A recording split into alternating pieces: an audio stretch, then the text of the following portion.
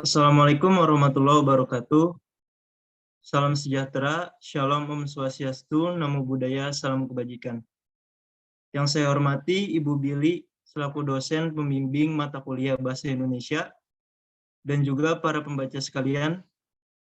Pada kesempatan kali ini, kelompok kami ingin mempresentasikan paragraf atau alinea dalam teks pada pertemuan 9. Sebelum memulai presentasi, izinkan saya memperkenalkan anggota kelompok kami. Yang pertama ada Agin Farizal, yang kedua ada M. Hadi Salutfi, yang ketiga ada M. Zaki Al-Syahbani, yang keempat ada M. Ridwan Kurniawan, yang kelima ada Ruliansyah.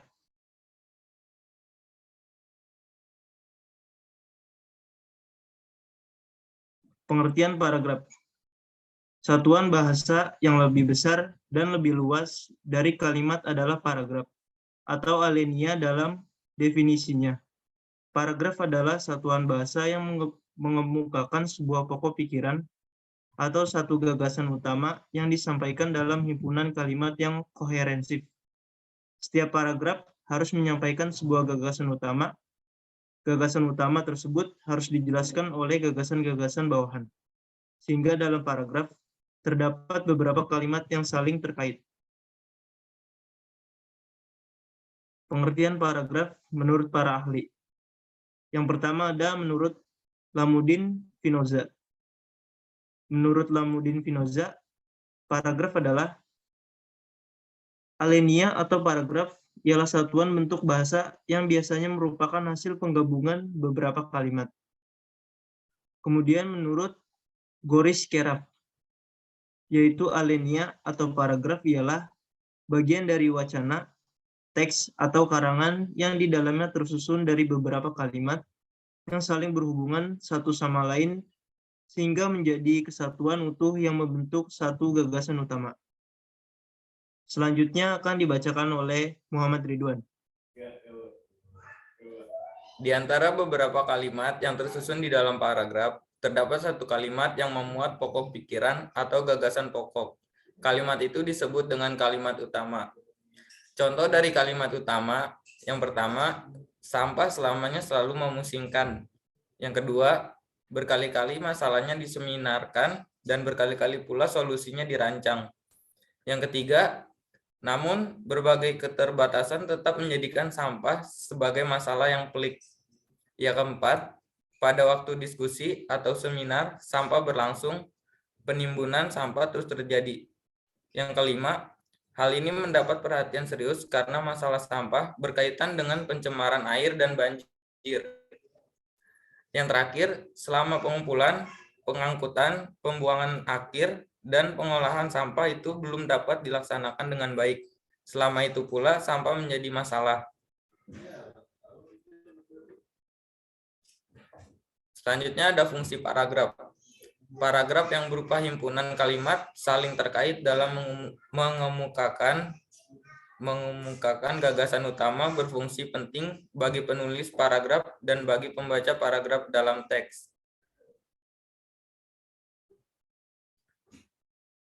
Fungsi paragraf bagi penulis. Yang pertama, paragraf memudahkan pengertian dan pemahaman dengan menceraikan satu tema dari tema yang lain dalam teks.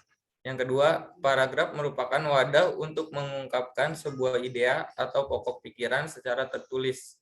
Yang ketiga, paragraf harus memisahkan setiap unit pikiran yang berupa ide sehingga tidak terjadi pencampuran di antara unit pikiran penulis.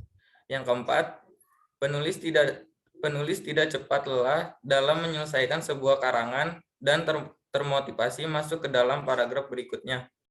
Yang terakhir, paragraf yang dapat dimanfaatkan sebagai pembatas antara bab karangan dalam satu kesatuan yang koherensi, bab pendahuluan, bab isi, dan bab kesimpulan. Baik, slide selanjutnya akan dilanjutkan oleh Ruliansyah. Selanjutnya, ada fungsi paragraf bagi pembaca. Yang pertama itu dengan memisahkan atau menegaskan perhatian secara wajar dan formal. jelas memahami gagasan utama paragraf penulis. Yang kedua, pembaca dengan mudah tanda kutip menikmati karangan secara utuh, sehingga memperoleh informasi penting dan kesayangan kondusif. Yang ketiga, pembaca sangat tertarik dan bersemangat membaca paragraf karena tidak membosankan atau tidak melelahkan. Yang keempat, baca dapat belajar bagaimana cara menarik untuk menyampaikan sebuah gagasan dalam paragraf tulis. Yang kelima, pembaca merasa tertarik dan termotivasi cara menjelaskan paragraf tidak hanya dengan kata-kata, tetapi dapat juga dengan gambar, bagan, diagram, grafik, dan kurva.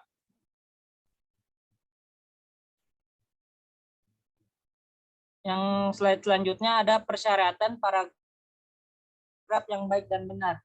Yang pertama itu kesatuan yang kompak, yaitu semua kalimat harus mengemukakan satu tema yang jelas. Yang kedua, koherensi yang padu, yaitu antar kalimat dan paragraf saling terkait dalam paragraf. Cara mengaitkan antar kalimat dalam paragraf dapat dilakukan dengan cara berikut. Yang pertama, pengulangan kata kunci atau repetisi yang dapat setiap kalimat. Yang kedua, penggunaan kata penghubung atau konjungsi setiap awal kalimat dengan tepat dan benar. Ketiga, penggunaan kata ganti orang atau kata ganti petunjuk sebagai pengganti gagasan utama dengan kata-kata seperti dia, mereka, nya, itu tersebut.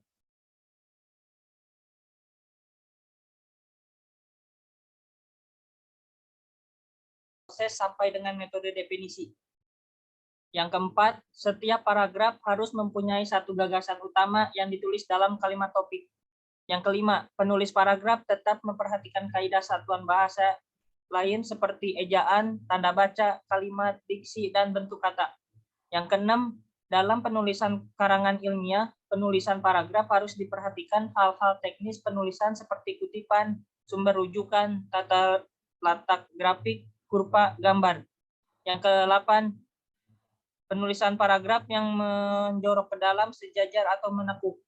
Yang ke-9, penulis juga memperhatikan jumlah kata atau jumlah kalimat dalam sebuah paragraf, yaitu kosakata paragraf antara 30 sampai 100 kata, dan jumlah kalimat minimal 3 kalimat. Yang ke-10, jika uraian paragraf melebihi 100 kata, sebaiknya dibuat menjadi 2 paragraf.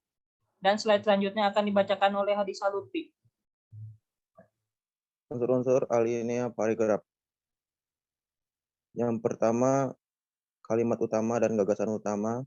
Sebuah tulisan seperti artikel atau esai biasanya membahas ide yang cukup luas yang biasanya disebut topik dalam kurung pokok pembicaraan. Topik tersebut biasanya dibahas secara runtut tahap demi tahap dari subtopik ke subtopik yang lain hingga pembahasan tentang topik yang luas itu selesai. Ketika pembicaraan subtopik itu biasanya penulis akan membuat serangkaian tulisan yang terdiri dari paragraf. Jadi paragraf adalah satuan ide atau satuan gagasan yang kecil apabila dirangkai dengan satuan ide yang lain. Akan membentuk sebuah karya tulis yang lengkap. Bagian-bagian yang menyusun paragraf itu adalah kalimat utama, kalimat penjelas, gagasan utama, dan gagasan penjelas. Kalimat utama yang kedua yaitu kalimat utama dan jenis paragraf. Kalimat utama adalah sebuah kalimat yang diperjelas oleh kalimat-kalimat lain dalam suatu paragraf. Dengan kata lain, kalimat utama adalah kalimat yang berisi gagasan utama. Kalimat penjelas adalah kalimat yang memperjelas, menguraikan, atau berupa rincian-rincian tentang kalimat utama. Dengan kata lain, kalimat penjelas adalah kalimat yang berisi gagasan penjelas. Kalimat utama bisa terletak di awal paragraf, di akhir paragraf, di awal dan akhir paragraf, atau di awal sampai akhir paragraf. Paragraf yang kalimat utamanya berada di awal paragraf disebut paragraf deduktif. Paragraf yang kalimat utamanya berada di akhir paragraf disebut paragraf induktif. Paragraf yang kalimat utamanya berada di awal dan akhir paragraf disebut paragraf campuran. Untuk slide berikutnya akan dibacakan oleh Zaki Al-Sahbani. Ketiga, ada gagasan utama paragraf. Gagasan utama paragraf lazim disebut ide pokok paragraf atau pokok pikiran paragraf atau pikiran utama paragraf. Gagasan utama paragraf adalah gagasan yang terdapat di dalam kalimat utama, yang diperjelas oleh gagasan penjelas, dan yang menjadi inti atau pokok pembahasan suatu paragraf. Oleh karena itu, gagasan utama paragraf itu sama dengan ide pokok paragraf, pokok pikiran paragraf, atau pikiran utama paragraf. Dan yang keempat ada gagasan utama teks. Tidak perlu bingung dengan istilah gagasan utama teks. Istilah ini bisa diubah-ubah tergantung pada jenis teksnya. Bila jenis teksnya adalah tajuk rencana, maka istilah tersebut bisa kita ubah menjadi gagasan utama tajuk. Bila jenis teksnya adalah berita, maka istilah tersebut bisa kita ubah menjadi gagasan utama berita.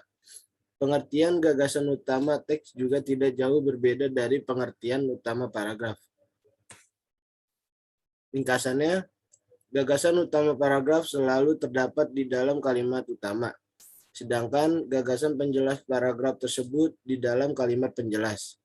Cara paling mudah menemukan gagasan utama paragraf adalah dengan menemukan kalimat utamanya lebih dulu. Cara paling mudah untuk menemukan kalimat utama adalah dengan mencari kalimat yang diperjelas oleh kalimat-kalimat yang lain. Untuk menemukan gagasan utama teks, ada dua alternatif cara, yaitu yang pertama dengan cara menemukan ide pokok tiap-tiap paragraf atau gagasan utama paragraf lebih dulu, lalu menggabungkan gagasan utama tiap-tiap paragraf tersebut dan menyimpulkannya. Dan yang kedua, dengan cara memahami maksud pembicara seluruh isi teks bacaan tersebut. Sekian presentasi dari kelompok kami, kurang lebihnya mohon maaf. Wabillahi taufiq wal hidayah. Wassalamualaikum warahmatullahi wabarakatuh.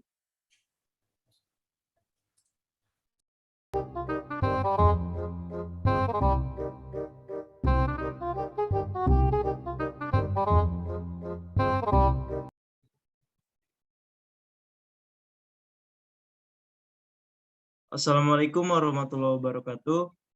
Salam sejahtera, Shalom Om Swastiastu, Namo Buddhaya, Salam Kebajikan.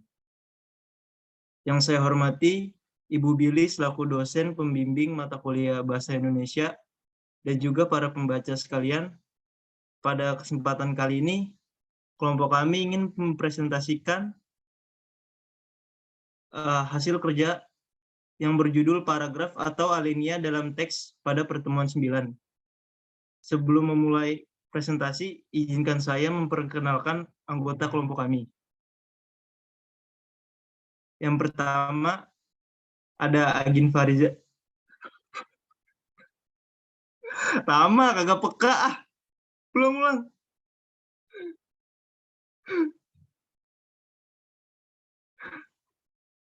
Ternyata gue udah dipencet dulu anjir. Ayo lagi ulang.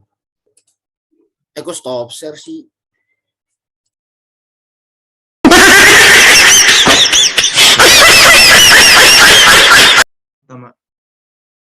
Selanjutnya akan dibacakan oleh Muhammad Ridwan.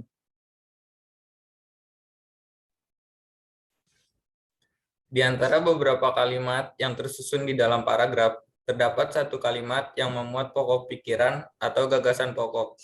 Kalimat itu disebut dengan kalimat utama. Contoh kalimat utama, yang pertama, sampah. Taruh sebentar. Kedengeran nggak? Ya Allah. Batuk ya? Kedengeran, coy, suruh diam